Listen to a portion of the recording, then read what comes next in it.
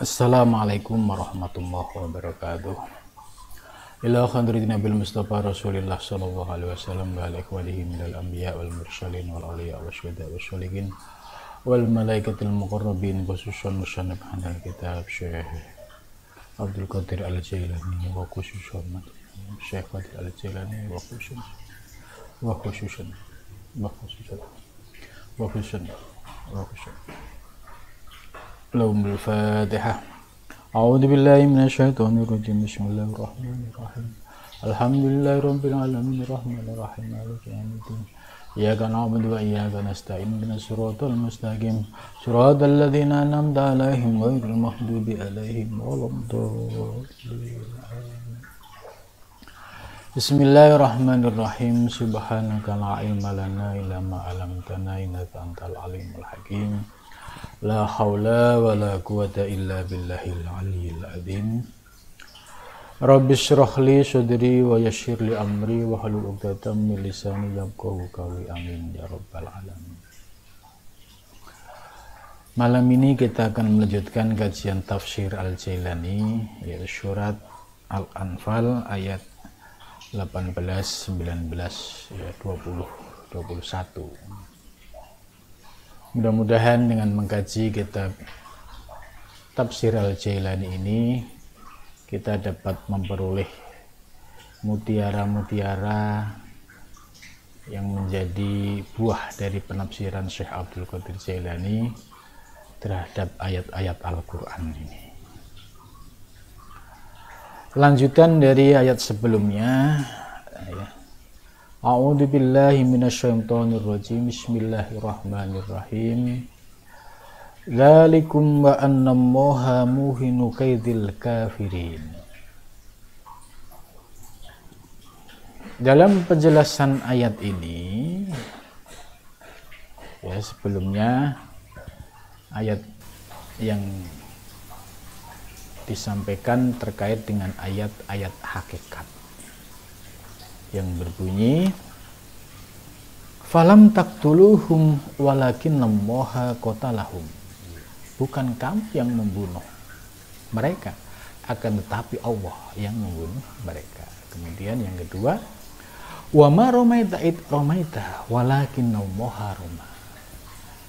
Bukan kamu yang melempar ketika saat melempar, akan tetapi Allah lah yang melempar.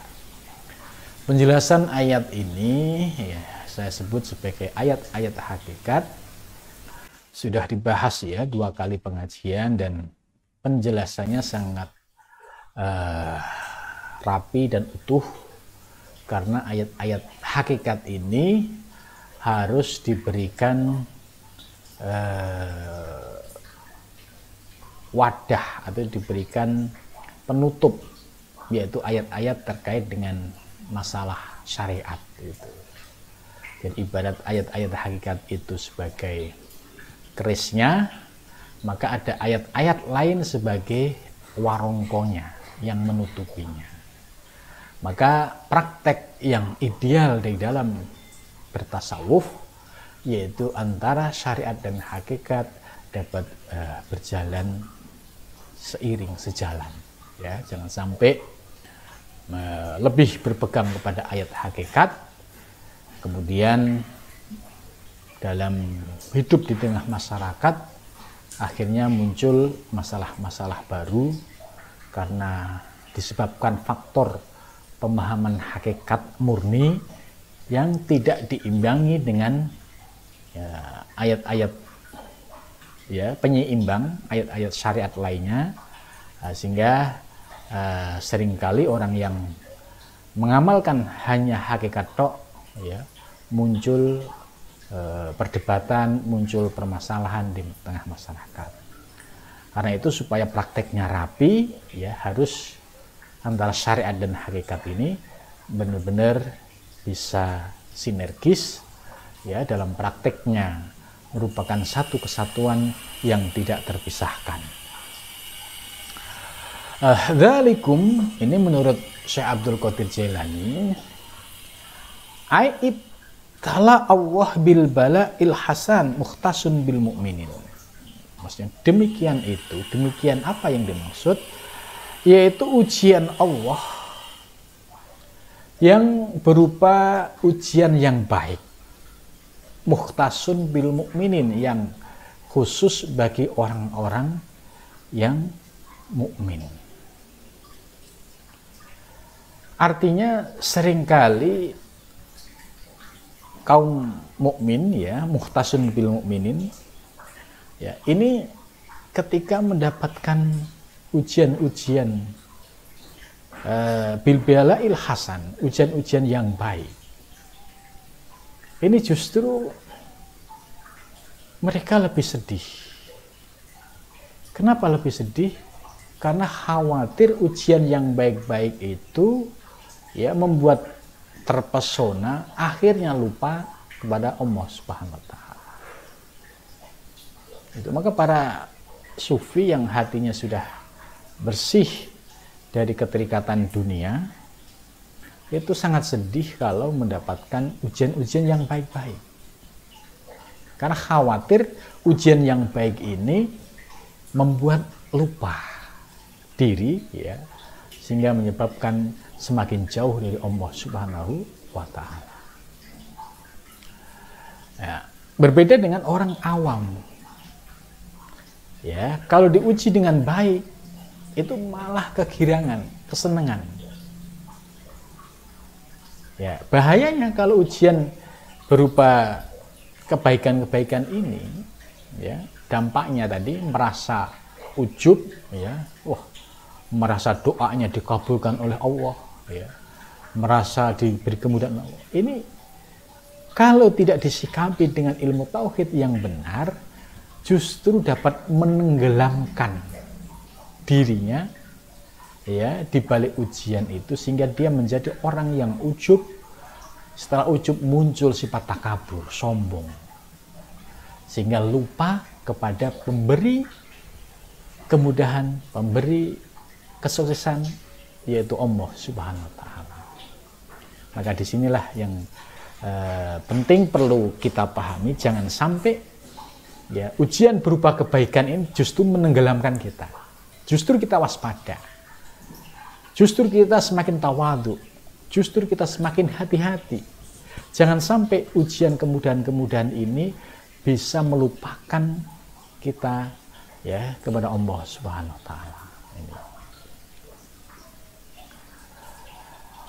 Wa anna Allaha muhinun kaidil kafirin, ya, wa anna Allaha, sesungguhnya Allah, muhinu kaidil kafirin, bahwa Allah lah yang melemahkan rekayasa orang-orang kafir.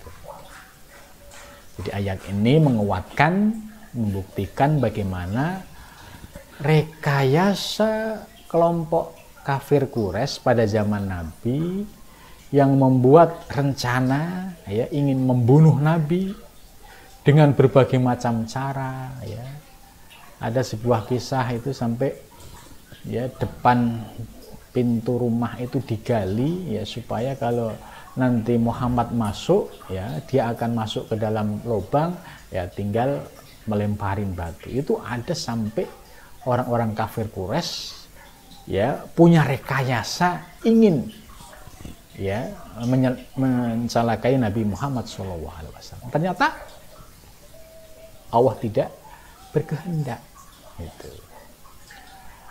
Nah, terus seperti kisah malam yang sangat mengerikan, ya, ketika rumah yang di situ ada Nabi Muhammad, ada Abu Bakar, ada Sayyidina Abu Bakar, ada Sayyidina Ali, dikepung oleh pemuda-pemuda kafir Quraisy. Ini kan malam yang sangat menegangkan.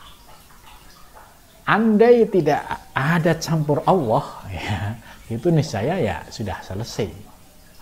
Karena bisa membayangkan, ya, rumah sudah dikepung kiri kanan, tapi karena Allah berkehendak lain, Allah memberikan pertolongan, maka rekayasa apapun yang dilakukan oleh orang kafir Quraisy tetap tidak bisa mencegah kehendak Allah Subhanahu wa Ta'ala. Akhirnya Nabi Muhammad selamat. Ya, terus berikutnya ketika di Gua Sur juga sama. Andai Allah tidak menurunkan mukjizatnya, ya, datangnya burung yang tiba-tiba bertelur di depan gua, kemudian datangnya laba-laba yang secepat kilat membuat sarang di pintu gua, juga mungkin Nabi Muhammad dan Sayyidina Abu Bakar juga akan tertangkap oleh kafir Quraisy. Jadi ayat ini membuktikan bahwa wa annallaha, sesungguhnya Allah, muhinun ay ifun, melemahkan kaidil kafirin, rekayasa orang-orang kafir. Karena itu ya, di dalam kita berdakwah, tentu di dalam konteks zaman sekarang ini ya, tentu di dalam berdakwah ini pasti menghadapi situasi suka dan tidak suka. Tantangan pro kontra selalu ada. Maka jika kita bisa bercermin dengan perjuangan Nabi besar Muhammad SAW ya, saat di Mekah, beliau lebih menderita, lebih menghadapi kondisi yang sangat mencekam.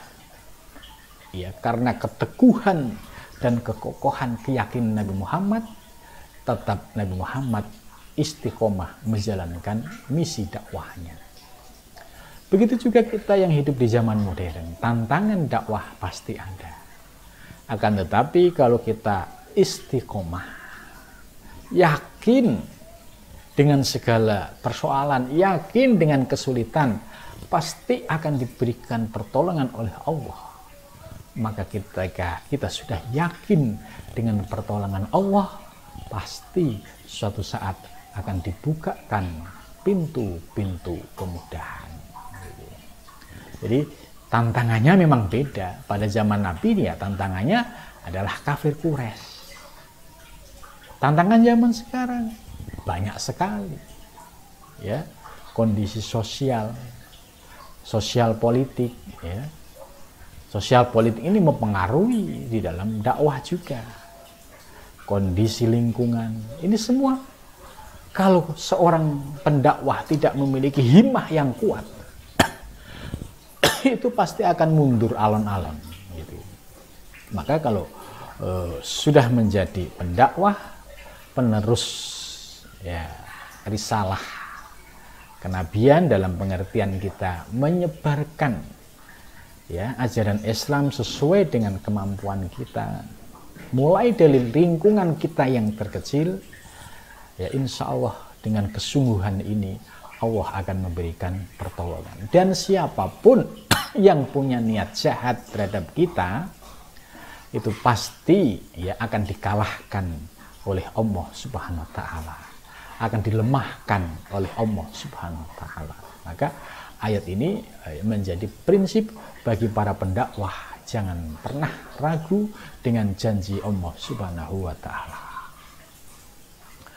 Ayat berikutnya, in tastaftihu faqad ja'akumul fath wa in tantahu fahuwa khairul lakum wa in ta'udu na'ud walan tuhni ankum fi'atukum syai'aw walau kathurat wa annallaha ma'al mu'minin. In tastaftihu ya, ini mengikuti wazan istaf'ala ya. Istaf'ala, istaftaha. Maka menjadi in tastaftihu ya, ketika mereka ingin berusaha mencari kemenangan ya. Jadi orang-orang kafir Quraisy ya, di dalam memusuhi Nabi itu berharap diberikan kemenangan. Harapannya itu ya Nabi Muhammad ya, maksud targetnya itu bisa dibunuh ya. Pokoknya supaya dakwah Islam tidak berkembang lagi. Karena tokoh sentralnya adalah Nabi Muhammad. Jadi dia punya harapan seperti itu, ingin mematikan jalan dakwah Nabi Muhammad dengan beragam usaha.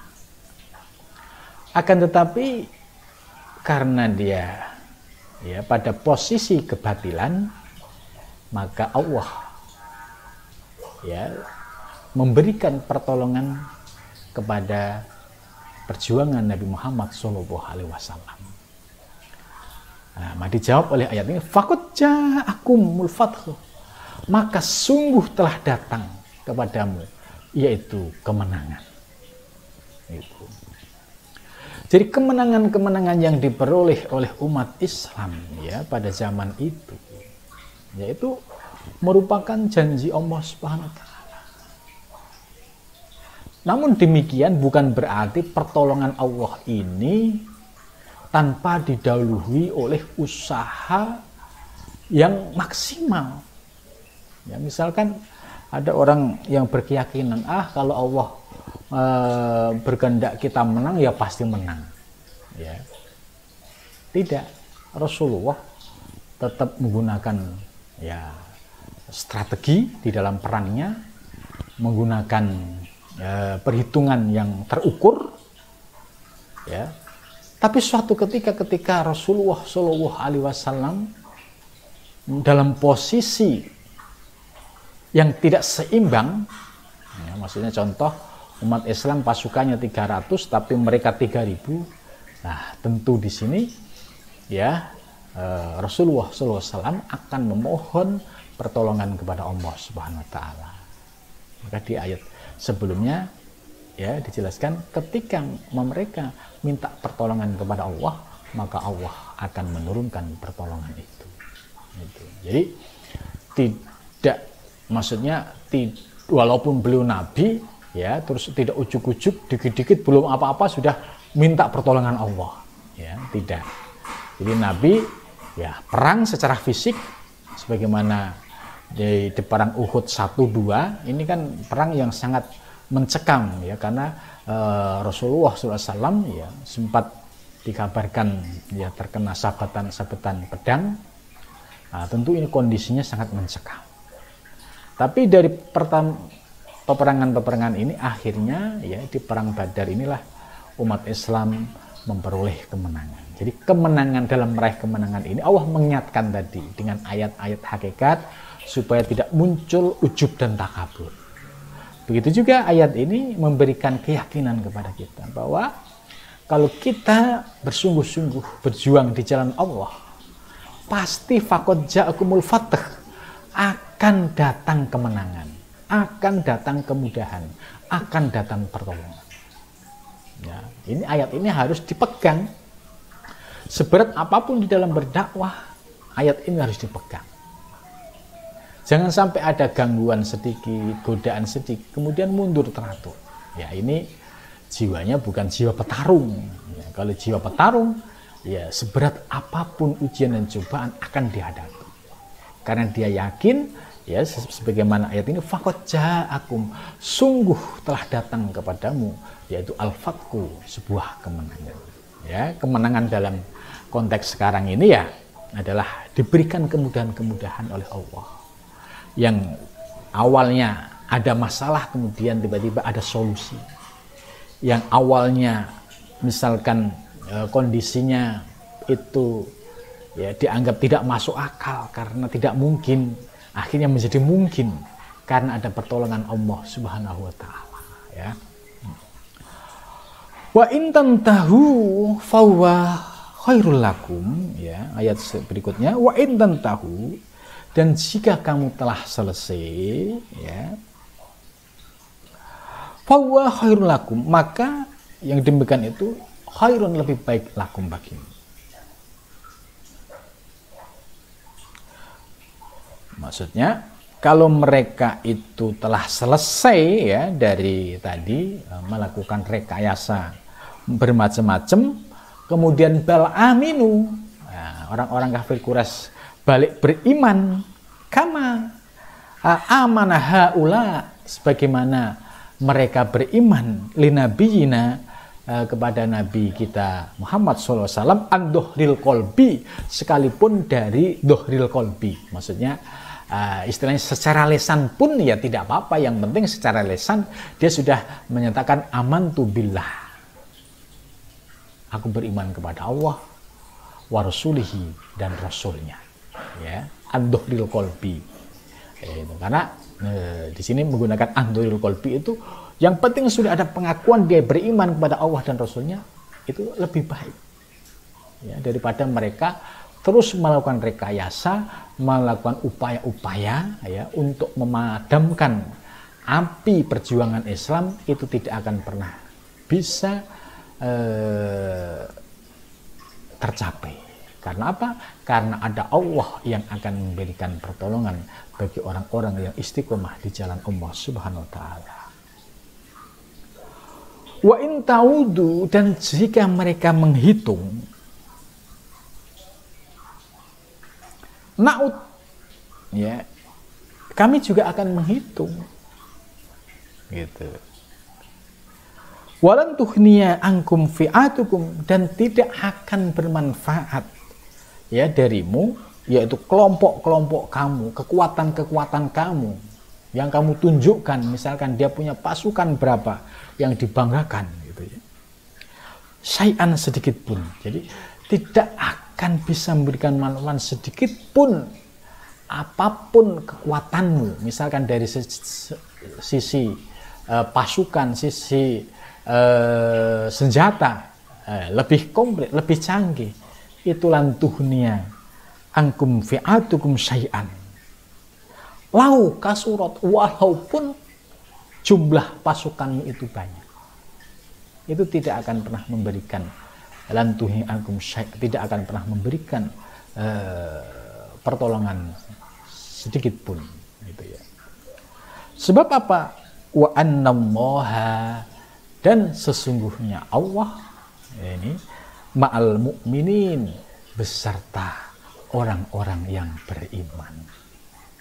Jadi artinya ayat tadi ya, bagi orang-orang yang kafir pada zaman Nabi Muhammad yang sudah melakukan berbagai macam upaya, daya upaya rekayasa yang tujuannya adalah menjadikan Muhammad sebagai target ya, menghalang-halangi dakwahnya ya, sampai pernah pamannya Kanjeng Nabi yaitu Abu Thalib ya, diberikan tawaran oleh Abu Jahal, Abu Lahab, suruh menyerahkan Nabi Muhammad, nanti diganti yang lain yang lebih baik. Nah, ternyata Abu Thalib menolak. Ini berbagai macam upaya untuk mematahkan dakwah yang disampaikan oleh Nabi Muhammad SAW. Ternyata semua rekayasa Abu Jahal, Abu Lahab, dan masyarakat kafir Quraisy pada zaman itu semua tidak ada yang berhasil, sia-sia. Dan ayat ini menegaskan wa annallaha, dan sesungguhnya Allah ma'al mu'minin, beserta orang-orang yang beriman. Artinya Allah akan memberikan pertolongan kepada orang-orang yang beriman, yaitu siapa yang beriman kepada Allah, siapa yang beriman kepada Rasulnya ya. Ayat ini juga relevan ya bagi para pendakwah di era modern ini ya. Ini harus kita yakini, kalau kita dakwahnya itu lurus, niatnya lurus ya, dakwah semata-mata li'ila'i kalimatillah, jangan pernah berkecil hati, jangan pernah rendah, merasa rendah, tapi terus lakukan secara istiqomah, karena janji Allah pasti benar. Wa annallaha ma'al mu'minin, sesungguhnya Allah beserta orang-orang mukmin. Nabi sudah memberikan contoh. Andai sekarang orang diajak ngaji susah, ya kita doakan mudah-mudahan anak cucunya nanti ada yang menjadi santri, ada yang mau ngaji. Sebab tidak menutup kemungkinan ya bapaknya tidak beriman pada zaman Nabi, akhirnya anak cucunya menjadi orang yang beriman gitu. Jadi jangan sampai melemah semangatnya, tapi lakukan selama yang kita lakukan itu di jalan Allah, dengan niat tulus semata-mata karena Allah, dengan semata-mata mengharap ridho Allah untuk li'ila'i kalimatillah, maka jangan pernah ragu dan jangan pernah minder untuk menyampaikan dakwah. Sebab janji Allah, pasti Allah akan memberikan pertolongan kepada orang-orang yang memiliki keyakinan seperti itu. Ya. Ayat berikutnya berbunyi, ya ayyuhalladzina amanu. Nah, ini ayatnya sudah berbeda ya. Kalau ayat sebelumnya tadi berkaitan dengan rekayasa orang-orang kafir Quraisy, toh berakhir dengan kegagalan, dan dalam ayat terakhir dijelaskan bahwa Allah memberikan pertolongan bagi orang-orang yang beriman. Ini artinya harus kita jadikan prinsip ya, jangan sampai kita goyah keimanan kita gara-gara ada godaan-godaan kecil, ada kerikil-kerikil kecil di dalam berdakwah. Nah, kemudian selanjutnya ya, ayat ini mukhatabnya sudah beda. Kalau yang tadi kan mukhatabnya alladzina kafaru ya. Ya, sekarang sudah ya ayyuhalladzina amanu. Ini khitabnya adalah orang-orang yang beriman. Ya ayyuhalladzina amanu. Ya ayyuhalladzina, hai orang-orang amanu yang beriman, atiu ya, taatlah Allah pada Allah, wa rasulahu dan utusan Allah. Ini perintah ayat selanjutnya, bahwa orang-orang yang beriman, perintah Allah, ati Allah, taatlah kepada Allah, wa rasulahu dan utusan Allah. Artinya ya, kita wajib taat dengan perintah Allah dan para rasul, dan kita menjauhi larangannya ya. Wala tawallau anhu, dan jangan sekali-kali kamu berpaling ya, anhu darinya, dari rasulnya ya. Ini yang perlu dipahami. Wala tawallau anhu, jangan kamu berpaling dari rasulihi, yaitu dari utusan Allah Subhanahu wa ta'ala. Nah, di sini Syekh Abdul Qadir Jailani menjelaskan,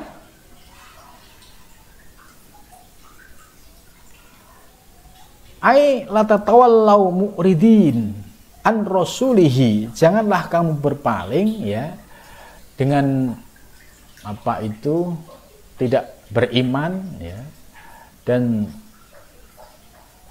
kembali ke asal menjadi orang-orang yang ingkar ya, jangan sampai seperti itu. Hatta la tankhatu an rubatil khilafah wa kaifa la tuti'una rasulahu ya, karena rasul ya zaman masih hidup ya, itu ya mendapatkan wahyu langsung dari Allah Subhanahu wa taala.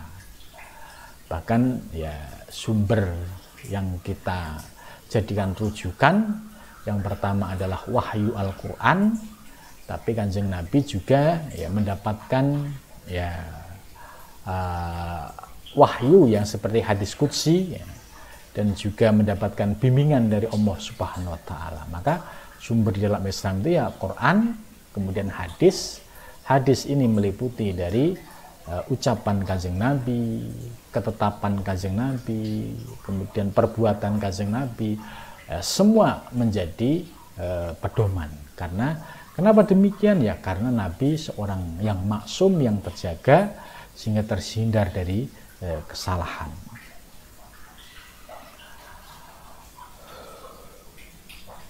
Jadi pesan ayat ini wala tawallau ya, jangan berpaling. Lah, bagaimana kalau zaman sekarang? Ya, Rasulullah SAW sudah wafat, sudah meninggalkan kita 14 abad yang lalu, 1400. Nah, Rasulullah sudah bersabda, siapa yang akan meneruskan ajaran-ajaran Kanjeng Nabi? Yaitu al-ulama, Al ulama warasatul anbiya. Maka terus dipilah lagi ulama yang mana yang bisa dijadikan sebagai rujukan, sebagai pegangan. Maka dapat dijawab melalui teori Imam Ghazali, yaitu ulama akhirat yang istiqomah berjuang di jalan Allah, dan baik dengan harta, dengan ilmu, dengan pikiran, dengan segala yang dimiliki semata-mata karena Allah. Ini catatannya, semata-mata karena Allah.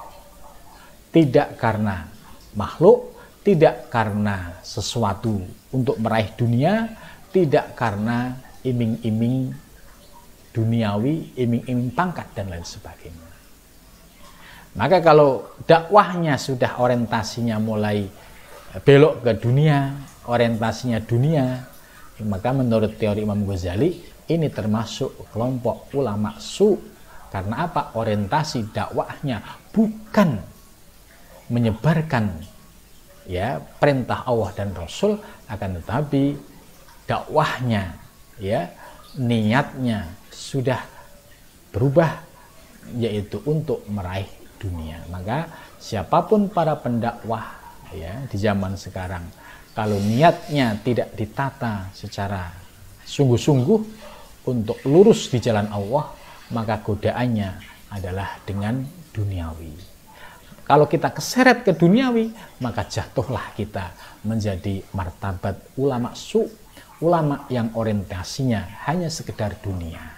Semua dihitung dengan dunia, semua dikalkulasi dengan dunia. Tidak ada keikhlasan berjuang di jalan Allah Subhanahu wa Ta'ala. Maka siapa yang layak untuk mendapatkan sebagai warasatul anbiya? Tentu mereka yang niatnya bersih, ya, dakwahnya semata-mata li'ila'i kalimatillah, bukan karena dunia. Wala tawalu anhu wa antum tasmaun. Kamu jangan berpaling darinya sementara kamu tasmaun. Kamu mendengar apa yang disampaikan adalah sebuah kebenaran. Apa yang disampaikan adalah ayat-ayat Al-Quran. Apa yang disampaikan adalah dawuh Kanjeng Nabi Muhammad SAW. Ini.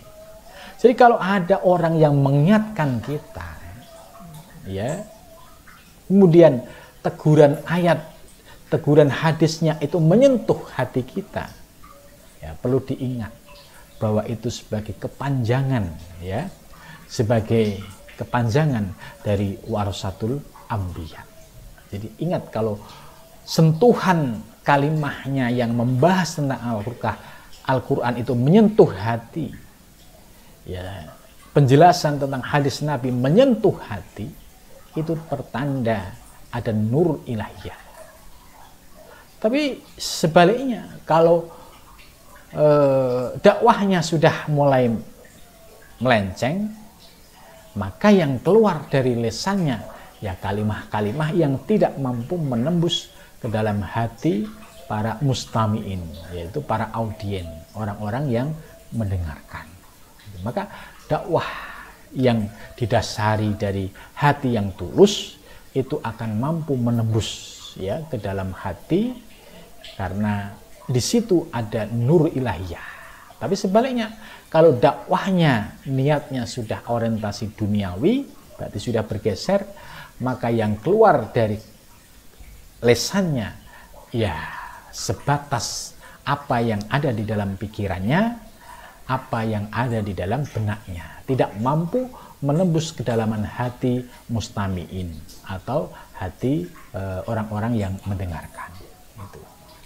Wala takunu kalladzina, dan janganlah kamu seperti orang-orang qalu, mereka berkata sami'na, gitu. Jangan kamu seperti orang-orang yang sering berucap sami'na, kami mendengar. Maksudnya apa yang disampaikan oleh Allah dan Rasulnya saya tahu, ayatnya tahu, hadisnya tahu, gitu. Nah, kalau zaman sekarang apa yang disampaikan oleh ustadz, ya hadisnya saya tahu, Qurannya juga tahu, tapi wahum la yasmaun, mereka tidak mau mendengar, artinya tidak mau mengamalkan. Ini bahayanya. Dia bicara sami'na, kami mendengar, paham. Tapi wahum la yasma'un, sesungguhnya mereka tidak mendengar. Kenapa?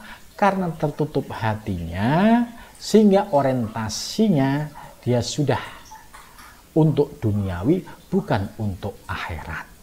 Ya, dia mendengar kalam-kalam hikmah seorang kiai, ya, mendengar secara suara mendengar, tapi tidak mampu menembus ke dalam hati. Kenapa? Karena tadi orientasinya sudah orientasi duniawi. Ini mah nggak ada untungnya, gitu kan? Zikir, ngapain zikir? Capek-capek. Memang ada duitnya, gitu kan? Apa terus kalau zikir terus rezekinya gampang? Nah, ini sudah orientasi duniawi. Disuruh zikir, ya yang ditanyakan apa profitnya kalau saya zikir? Ketenangan hati. Terus kalau ketenangan hati, apa urusan saya selesai? Misalkan urusan masalah kantor, urusan keluarga. Nah, jadi pertanyaannya muncul macam-macam. Dia mendengar ayat Al-Quran, wahum la yasma'un, akan tetapi dia tidak mampu mengamalkan secara benar. Jadi dia mendengar tapi tidak mendengar. Nah, jadi kenapa? Karena hatinya sudah tertutup. Itu banyak orang yang ahli kitab Quran, hadis, tapi sulit mencari yang bisa membahas dari aspek makna batin dalam ayat-ayat Al-Quran. Kenapa? Karena untuk menggali makna batin, ya perlu kebersihan batin. Tapi kalau hanya menjelaskan ayat dari aspek lahiriah, kalau dia punya ilmunya, ya bisa. Ngerti ilmu hadis, Quran, misalkan dia ngerti ilmu nahwu shorof, ya bisa mengurai ya kalimah per kalimah dari sisi ilmu nahwu shorof. Namun demikian, untuk menggali makna-makna batin dari dalam Al-Quran ini perlu kebersihan batinnya. Inilah yang membedakan antara orang yang orientasinya umum tadi, orientasinya dari aspek zahir, ya dia sulit untuk bisa menembus ke dalam aspek batin. Tapi kalau orang yang memiliki aspek batin, itu juga akan diberikan kemudahan memahami aspek yang zahir. Jadi dapat dua, ya, pilih satu, yaitu aspek batin, dapatnya dua, zahir dan batin. Tapi kalau orientasinya hanya duniawi, ya tekstual, yang didapat hanya sebatas zahir, batiniahnya tidak akan mendapatkan. Ayat berikutnya, inna syarrad dawabi, sesungguhnya seburuk-buruk dawab, ya,